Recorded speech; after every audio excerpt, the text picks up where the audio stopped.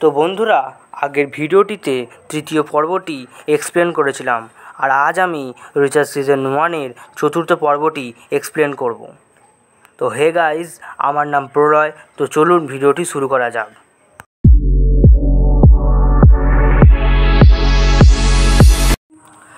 Richard স্পাইভির লাশ দেখে shocked হয়। পরে নিখুঁতভাবে দুটি লাশকে গাড়ির ট্রাঙ্কে পড়ে রিচার্ডের ফোনে ফিনলে কল করে, জানায় হাবল তার ওয়াইফকে মিথ্যা বলছিল এবং আরও বলে তার ভাইয়ের ভাড়ার গাড়িটির খোঁজ পাওয়া গেছে। একজন চালক মাইল মার্ক থেকে কয়েক গজ পশ্চিমে একটি পুড়ে যাওয়া গাড়িকে লক্ষ্য করে আর সে সেখানে যাচ্ছে। একথা বলার পর কলটি কেটে যায়।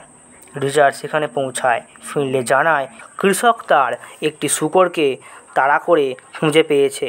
রস্কো টিলকে বলেছে গাড়ির নাম্বার প্লেটস মরিসনের পুরনো কয়েদি, যাতে সত্যতা সামনে না আসে। কেউ ওই গাড়িটিকে লুকানোর চেষ্টা করেছিল, কিন্তু গতকাল রাতের বৃষ্টির কারণে ভেসে গেছে। ফিনলে আরও বলে এই গাড়িটি জোয়ের নাও হতে পারে। এখানে অনেক গাড়ি আছে আর চুরিও হতে পারে। রিচার্ড বলে চুরি হলে নিশ্চয়ই কেউ রিপোর্ট জানাতো। আরও বলে ইঞ্জিন বা গ্যাসের ট্রাঙ্কে কোনো আগুন ধরেনি, বরং কেন্দ্র আগুন লেগেছিল, পুরোটা ছড়িয়ে পড়েছে। পরে সেখানে রস্কো এসে উপস্থিত হয়। রস্কো বলে গাড়িটা আংশিক ভি নম্বর সক্ষম হতে পারে। তখন রিচার্ড বলে কেচাপ থাকা অ্যাসিটিক অ্যাসিড ও লবণ দিয়ে ঘষলে মেটাল পরিষ্কার হয়ে যায়। ফিনলে বলে ঠিক আছে, সে পিকার্ডকে ভিন চালানোর জন্য জানাবে। রস্কো রিচার্ডকে বলে ব্লু ক্যাট বারে কী হয়েছিল। সে বলে আমি যাওয়ার আগেই সাউথ আমেরিকানসরা স্পাইভিকে পেয়ে গেছিল এবং তাকে তাদের ট্রাঙ্কে লুকিয়ে রেখেছে। ফিনলে বলে আমাদেরকে এই হত্যাকারীদের খুঁজে বার করতে হবে। রিচার্ড বলে সাউথ আমেরিকানসরা কোথায় পাওয়া যাবে সে জানে। ফিনলে জানায় তোমার মতো মানুষ আমার শহরে পা রাখার পর থেকেই 7টি লাশ। রিচার্ড বলে তাদের কাছে অস্ত্র ছিল এবং সঠিক 8টা মানুষ মারা গেছে, তার মধ্যে হাবেলও আছে, যাকে আমরা এখনও পর্যন্ত খুঁজে পাইনি। রস্কো বলে আমরা খুঁজে বের করার সুযোগ হারিয়েছি যে সাউথ আমেরিকানসদের কে পাঠিয়েছে। রিচার্ড সেখান থেকে দেহগুলি মুক্তি পাওয়ার উদ্দেশ্যে বেরিয়ে পড়ে এবং তার সাথে রস্কো যায়। রস্কো তাকে বলে বাগদাতে কি হয়েছিল। রিচার্ড জানায় সেটা বাগদাদ ছিল না, তার 40 কিলোমিটার উত্তরে একটি ছোট গ্রাম ছিল, যেখানে 10-11 বছরের বাচ্চারা ফুটবল খেলতো। সেই দিন অনেক রাত হয়ে যায়, তারা বাড়ি ফেরে না। রিচার্ড সেখানে বাচ্চাদেরকে সুরক্ষিত বাড়ি পৌঁছানোর জন্য যায়, কিন্তু গ্রামের 3জন মানুষ সেই বাচ্চাদেরকে দিয়ে খারাপ কাজ করাচ্ছিল। সে বাচ্চাদের ঘরে বাড়ি পাঠিয়ে দেয় এবং বড়দেরকে ইরাকি পুলিশদের সামনে অস্ত্র দিতে বলে। রিচার্ড জানতো তারা নিশ্চয়ই ফিরে আসবে এবং রিচার্ড তৈরি ছিল তাদেরকে হত্যা করার জন্য। রস্কো সবটা জানার পর বলে না, এতে কোনো সমস্যা নেই। ঠিক আছে, এখন বিমানবন্দরে গিয়ে এই লাশগুলি ফেলে দেওয়া যাক। রিচার্ড চালাকি করে বিমানবন্দরে সিসিটিভি ক্যামেরার অফ করে নিজের কাজ সম্পূর্ণ করে। পরে রিচার্ড গাড়ির নাম্বার প্লেট চেঞ্জ করে নেয়। সেখানে একটি হোটেলে যায় রুম নেবার জন্য। সে বলে কাল সকালে পিট জবলিংয়ের ঠিকানায় রওনা দেবে। পরে রিচার্ডের ফোনে মলিবেথের কল আসে এবং মলিবেথ জানায় এই কেসের সাথে জড়িত জোয়ের অনেক ফাইল পাওয়া গেছে এবং আরও তথ্য পাওয়া গেছে। কাল সকালে 5টার সময় তার ফ্লাইট এটিএল পৌঁছাবে। রিচার্ড মলিবেথকে বলে সে কাল কথা বলবে, কিন্তু রস্কো জানায় জোয়ের ব্যাপারে মলির সাথে কথা বলতে। মলিবেথ জানায় সবাই তাকে সম্মান করত, সে বলতো তার ভাই অনেক স্মার্ট। একথা বলার পর মলি কলটি কেটে দেয়। পরের দিন সকালে রস্কো আর রিচার্ড জবলিংয়ের বাড়িতে যায়। তারা পিটের পিতার সাথে কথা বলে এবং রিচার্ড জানায় ট্র্যাকিং কোম্পানি সম্প্রতি হাইজ্যাকিং হওয়ায় আমরা তাকে কিছু প্রশ্ন করতে চাই। এ কথা বলার পর পিটের মা জবলিংয়ের ঠিকানা দেয় এবং ওখান থেকে তারা বেরিয়ে আসে। পরে আমরা পুলিশ চিফ টিলকে দেখতে পাই, তার সাথে ফিনলে কথা বলে এবং টিল জানায় আপনি মিস্টার ক্লাইনারকে হয়রানিতে ফেলেছেন। একথা উত্তরে সে বলে পরিস্থিতি চাপে পড়ে তীব্র হয়ে উঠেছিল। টিল বলে ক্লাইনার মার্গ্রেভ অন্যতম গুরুত্বপূর্ণ একটি নাগরিক, যাতে তাকে সম্মান করা হয়, সে সব রকম নিয়ম যাতে মেনে চলে। ফিনলে বলে আমি বুঝতে পেরেছি।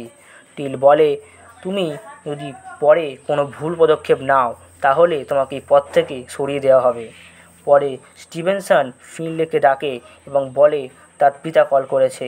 ফিনলের কলের বিপরীতে আমরা পিকার্ডকে দেখতে পাই এবং সে বলে তার পাঠানো ভিন নম্বরটির তথ্য পাওয়া গেছে আর তাকে একটি ঠিকানা দেয়। পিকার্ড চার্লিকে সুরক্ষার জন্য একটি বন্দুক দিয়ে যায়। পরে আমরা দেখতে পাই তারা জবলিংয়ের বাড়িতে এসেছে। রস্কো বলে আপনার হাজবেন্ডের মৃত্যুর জন্য আমি খুবই দুঃখিত। মিস মিলার জানায় আমি দুঃখিত নই, সে ক্লাইনার থেকে চুরি করছিল। সে জানতো যে শেষ পর্যন্ত ভুল ব্যক্তির সাথে শত্রুতা করবে। আর আমি আপনাকে বাক্সগুলি দেখাতে পারি। সেই বাক্সগুলি কালো বাজারে বিক্রি করতো। পরে রিচার্ডের ফোনে ফিনলে কল করে, ঠিকানাটি দেয় আর সেখান থেকে গাড়ি করে বেরিয়ে যায়। পরে তারা সেখানে গিয়ে পিকার্ডের সাথে কথা বলে এবং জানতে পারে ভাড়া দেওয়া গাড়িটি রন হ্যাসির নামে এক ব্যক্তির। রিচার্ড বলে এটা জো। পিকার্ড তাকে মোটেলের অ্যাড্রেস দেয়। তারা সেই মোটেলে যায় এবং জানতে পারে জোয়ের ব্রিফকেস কেউ নিয়েছে। পরে তারা বুঝতে পারে জো নিজের নোটস কখনোই ফেলে দেবে না, বরং সে লুকিয়ে রাখবে। রিচার্ড জোয়ের ব্রিফকেসটা খুঁজে পায় এবং সেখান থেকেই নোটস পেয়ে যায়। সেই মুহূর্তে তাদের উপর কেউ আক্রমণ করে এবং রিচার্ড আলাদা হয়ে যায়। পরে গাড়িটি তার পিছু নেয়। রিচার্ডকে সে গান পয়েন্টে নিয়ে নেয়। রস্কো গান পয়েন্টে রাখা ব্যক্তিকে হত্যা করে। পরে তারা গাড়ি নিয়ে বেরিয়ে যায়। ফিনলে তাদেরকে কল করে এবং রস্কো জানায় একটি দম্পতি আমাদের পিছু করছিল। ফিনলে বলে স্টিভেনসন পিকার্ডের কলটি শুনে নিয়েছিল, এর কারণেই ক্লিনার তার লোককে পাঠিয়েছিল। রস্কো ফিনলেকে একটি খালি ফার্ম হাউসে দেখা করতে বলে। তারা ফার্ম হাউসে পৌঁছায়। জোয়ের লেখা নোট থেকে রিচার্ড ইপিএ মেমফিস অফিসে কল করে।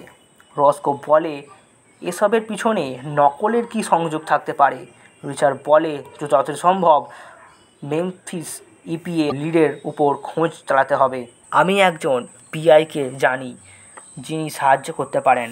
রিচার্ড নেগলিকে কল লাগায় এবং বলে জোয়ের নোট মেমফিস ইপিএ অফিসের নম্বরটির খোঁজ লাগাতে। একথা বলার পর কলটি কেটে দেয়।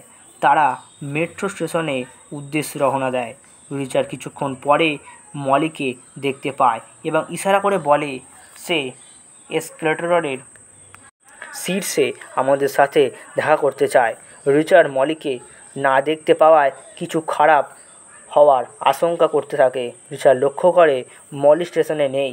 সে স্টেশন থেকে নেমে সুড়ঙ্গে প্রবেশ করে।